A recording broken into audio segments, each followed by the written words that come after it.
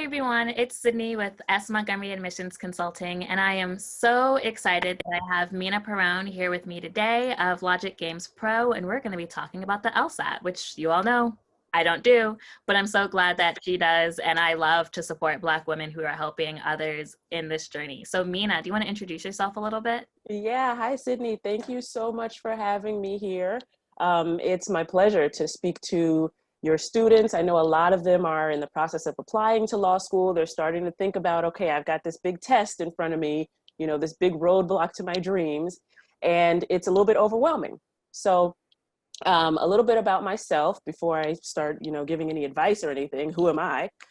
So my name is Mena Pirone. And I'm from California, born and raised. It's my favorite place in the world. West Coast. Yeah, West Coast is the best coast, although better schools on the East Coast, maybe. I don't want to start any conflict there. So I did go to school on the East Coast. I went to a small little school near Boston for my undergraduate called Brandeis University. But I always knew I wanted to go to law school. So I immediately applied. I went straight through to law school. When I studied for the LSAT, I think I took, it's been a while. I don't want to say how old I am. It's been a while. But I think I took about 4 or 5 months to study for the LSAT, and I got a private tutor as well. And I ended up doing really great on the test. I applied to Harvard, Yale, Stanford, Columbia, and NYU, I think. And I got into all of them. You only applied to 5 schools. Yeah, I did. Exciting. But I mean, I got into all of them. So I had my choice, and it was like, that was one of the best days of my life, was just like, getting those acceptances. Yeah. It's so much stress. As your clients know, it is it's such a stressful time of your life. But happy ending. I decided to go to Harvard. So which is what we have. Yeah, exactly. When I learned that about you, I was like, oh, I got to meet this girl. Absolutely. And I feel like we know each other. Harvard Law. I love it. Absolutely. So graduated from Harvard Law, went to work at what was then a mid-size, but is now a larger intellectual property litigation firm back in California, of course. Okay. I worked with them for a couple of years. And they sort of changed their specialty into something that I wasn't particularly interested in. So I thought it might be a good time to sort of see what else was out there for me. Yeah. Of course, I assumed that I'd just start working at another law firm. But in the interim, I don't even remember where I saw some advertisement to like teach the LSAT. And I was like, well, I'm not doing anything, let me go ahead and do it. So I signed up with PowerScore, went through their training and became a PowerScore teacher and loved it. I was no one about the LSAT ever. Well, when it's a little bit different when you're on the teaching side of it, because it's just like, I love to teach. I love to help people. And it was like, man, this is something that I'm actually good at. And I totally forgot about it all those years ago when I took this test, but I can help people with this test. So I stayed with PowerScore running their in-person classes for Northern California for several years. And then decided, why don't I just branch out on my own so that I can teach some different concepts, things that I've come up with, share things from different sources, and make it a more rounded experience that could cater to each individual student. Yeah. And I haven't looked back. This has just been fantastic. So I am now a professional LSAT tutor, and I foresee that this is what I'll be doing as far as I can tell. Amazing. And so when you were starting your company, Logic Games Pro, what went into how you structured it, like how you wanted to best serve clients, like your values, like kind of what went into that? Well, it's interesting. When I first started this company, I thought it would be just an e-course. Like I would just design an e-course, put it out there and be like, yay, passive income, Yeah. But I was like, well, let me take on a couple of students, just to make sure that my course is designed in a way that is most optimal for the way people, learn. Yeah. And I was like, man, I actually like talking to people and seeing the progress, the interaction, So although I am still planning to have an e-course coming up, I don't think I'm going to ever give up the one-on-one tutoring. That's how I feel. That's how I feel about the one-on-one consulting. Like I could never give it up. Yeah, exactly. Like that's where the heart is. You've got the mind stuff, you've got the business stuff. And one-on-one tutoring is not scalable. Like, let's be honest, you know, you It's can't take 1,000 clients a day, right. You would never, but and you wouldn't be very good. yeah, exactly. But, you know, it's like, look, this is my passion. That's what I'm going to do. So I tried to structure the entire business. It really morphed at that point and became more of a tutoring type of business, Yeah. though we'll see what the future brings. That tutoring, though, is always going to be a part of it. I love that. I really resonate with that. You know, I always have these thoughts. People are like, oh, well, you know, you should just do all group things. And I do have some Hmm. group programs, but it's like, I will never give up my one-on-ones because Yep. that's what brought me to this business in the first place. That's, you know, that's where my heart is. And I feel like you have to always maintain the heart in your company if you're going to be successful. Absolutely. I could not agree more. I love it. I love it. Yeah. Well, so today we're going to be talking about the LSAT, about the 5 most common mistakes students make when they are studying for the LSAT and what they should do instead. I know Yeah. that, you know, there are so many different ways that you can go about studying for the LSAT, but what are those 5 ways that we can maybe just get people on the right path? Yeah. So fair enough. You know, as we were saying before, whoa, when you're starting this process, it's overwhelming. There's a lot of information out there, and there's good information that's good for someone else that might not be good for you. Mm-hmm. So what I'll try to do in this discussion is give the top 5 things that I see new students doing wrong. Okay. Because if you can avoid just 1 or 2, you know, of those stumbling blocks, Yeah. it's going to make this process so much smoother for you. Okay. Yeah. So top 5 things I see all the time. Number 5 is people don't take a diagnostic test when they're first starting their studies. But it's so important. It's so important. I totally get why they don't. It's like, it's scary. Yeah. You know, it's a little overwhelming. And you feel like, well, what's the point? I don't know anything. I'm going to score terribly. And you very well might. You know, I'm not going to lie, you I might. tell my students that too. Don't be afraid of the low score there. Yeah, but because the whole point is, it's almost nice to start off with a low score, because this process of studying for this test is a marathon, right? It takes a long time to see improvement, but when you do, I can guarantee any student, you're going to want to know where you came from. Yeah. You're going to want to be able to quantify that improvement, and really, that's how you feel good about yourself. That's how you know all the hard work that you put in paid off. Yeah. You got to know where you started. So I recommend for anyone just starting out, take a diagnostic. Yeah, it's going to seem like, why am I doing this? You'll appreciate it later. And how can that diagnostic test like help them figure out just how to study, like whether they should be doing a test or a tutor or a book or? Well, so the thing is, one of the reasons why you should take a diagnostic test before you even start with a book or a tutor or a class is it's going to give you a foundation of understanding what the book or the class or the tutor is talking about. Like from day one, they don't need to explain to you like, oh, there's a section of the test where you'll be given this and you have to do that. You've seen it already, right? So you're able to hit the ground running because you have some familiarity with it. Mm-hmm. That's going to be beneficial no matter which course of action you take. And I'm not the type of person that's going to say, oh, you have to have a tutor. Even though I am a tutor and I believe in the process, I think that it is most beneficial. Not everyone needs it. Not everyone can afford it. You know, if you can absolutely increase your score and do well with self-study, or some people prefer the more collegiate environment of a classroom. You know, everyone's different. So I don't advise one way over another for everyone, but everyone will benefit from having some familiarity with the test before they begin, no matter which route they take. No, I love that. And I usually also say, you know, look at where you're trying to go. If where you're trying to go has a median of, I don't know, 155 or 160, because some people are more geographically bound, and your diagnostic is, I don't know, 155 or 160, then you know that you don't need to spend maybe thousands and thousands of dollars, but you wouldn't know that if you didn't have a diagnostic.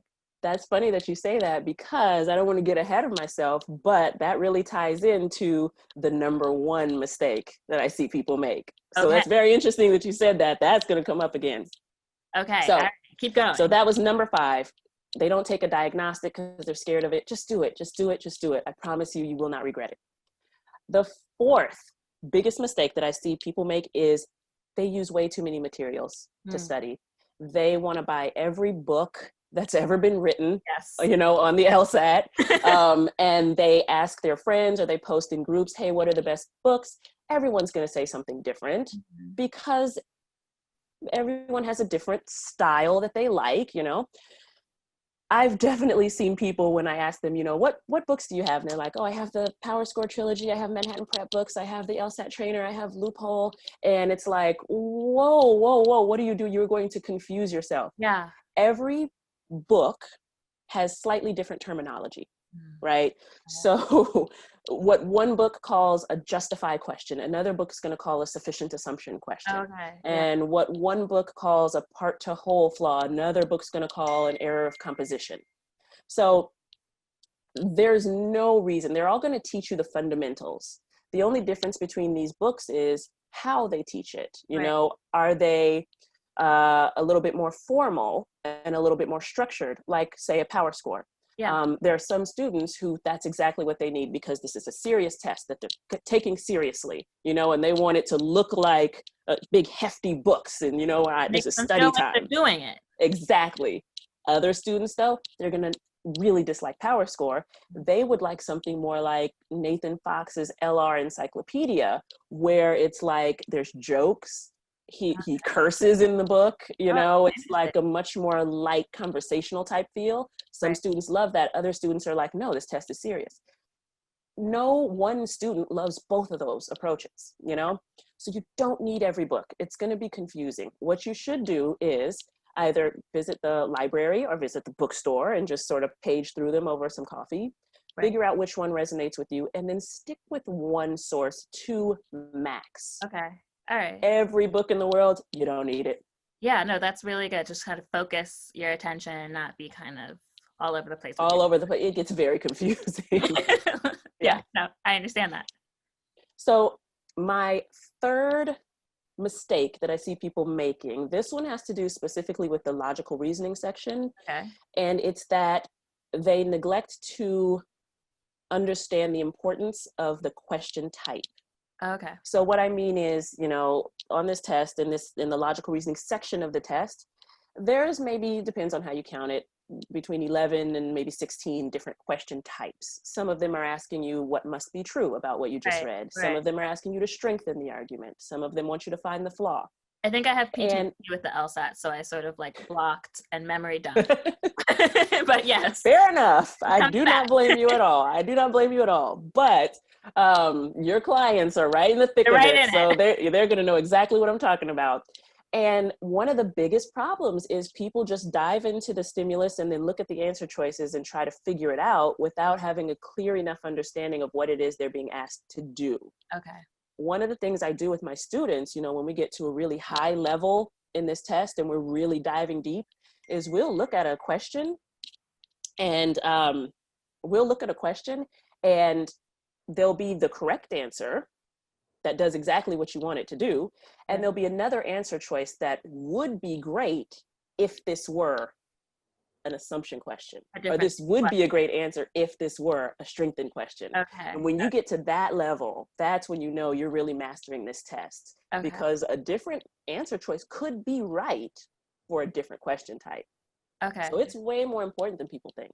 Yeah. All right. That's good for people to hear. And just a good reminder for myself of just some of the intricacies. Yeah, absolutely. That's definitely true. Don't neglect those fundamentals.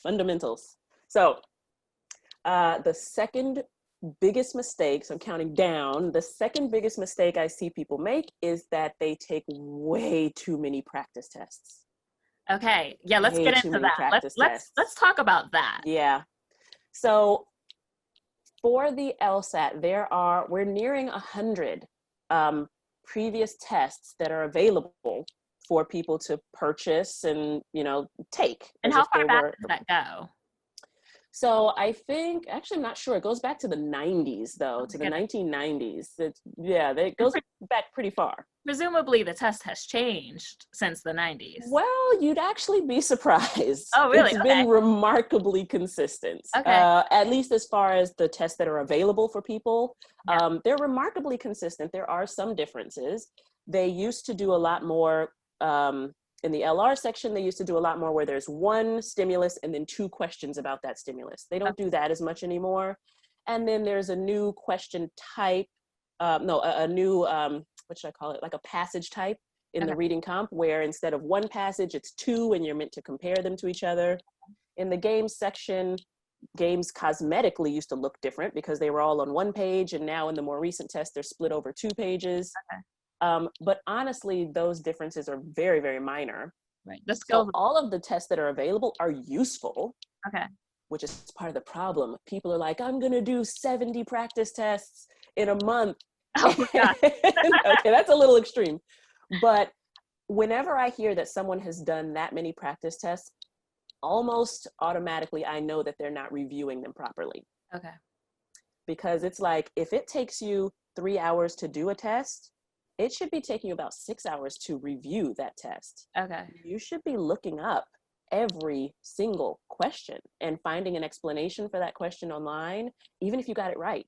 You know, just see, maybe there was a faster way. Speed's always an issue on this test, you know. Maybe there was a more efficient way to get there.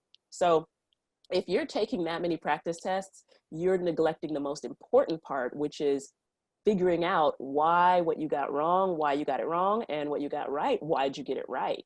Okay, that makes sense. So how many practice tests do you recommend students take, or how often? Yeah, that's a good question. And although it does vary somewhat, I'd say a good rule of thumb is the month before your test date, you should be trying to average maximum 2 a week, is my advice. 2 months before your test date, 1 a week. 3 months before your test date, every other week, or maybe twice a month. Okay, so you're still looking at a substantial number of tests. Yeah, it is, but it's not going to be all 90, like, or all 100. No way.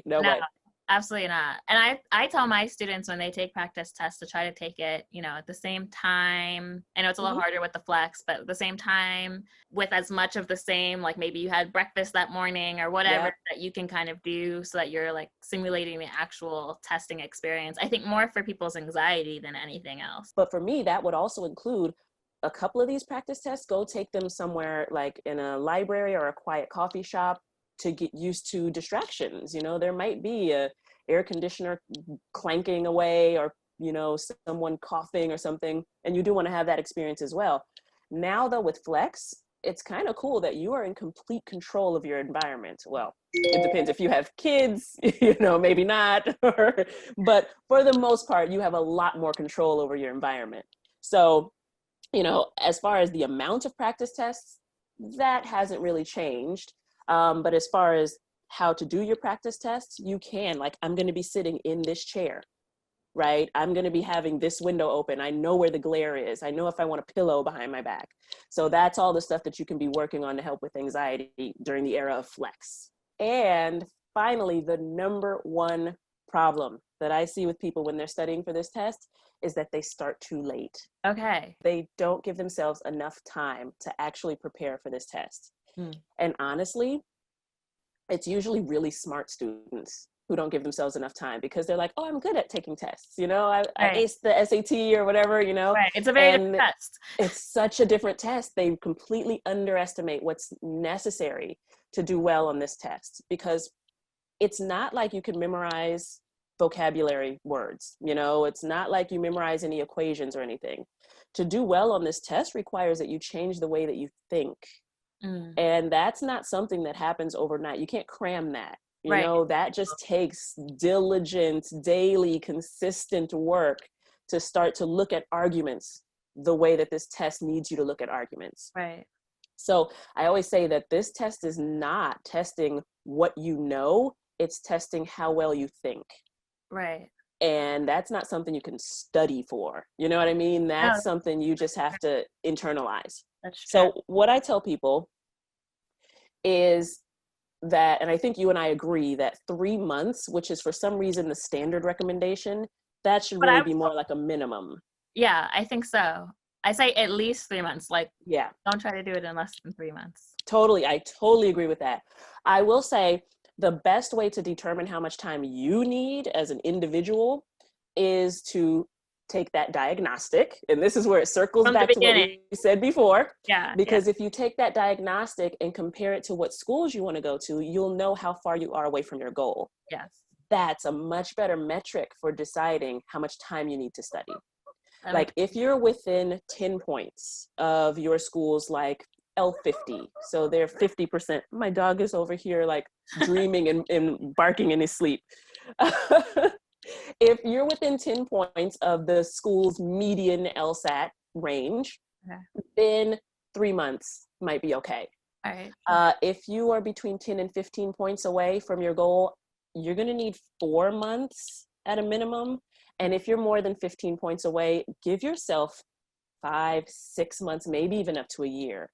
All right. I probably wouldn't advise going more than a year with studying, because at that point, it's almost like you're not taking it seriously enough. And now when you say a year, what is, or even 6 months, like what does that look like? Because sometimes when people hear 3 months, they're like every day for 3 months. But then when they're like 6 months, they're like once a week for an hour. Yeah, fair enough, fair enough. It definitely has to be consistent.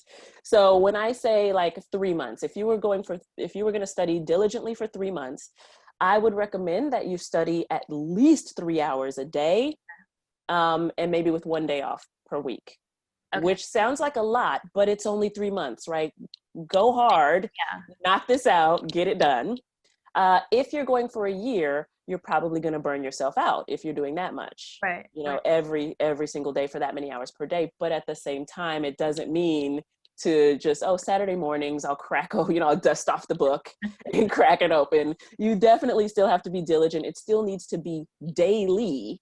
Okay. Just maybe not as much per day. So like half an hour or an hour?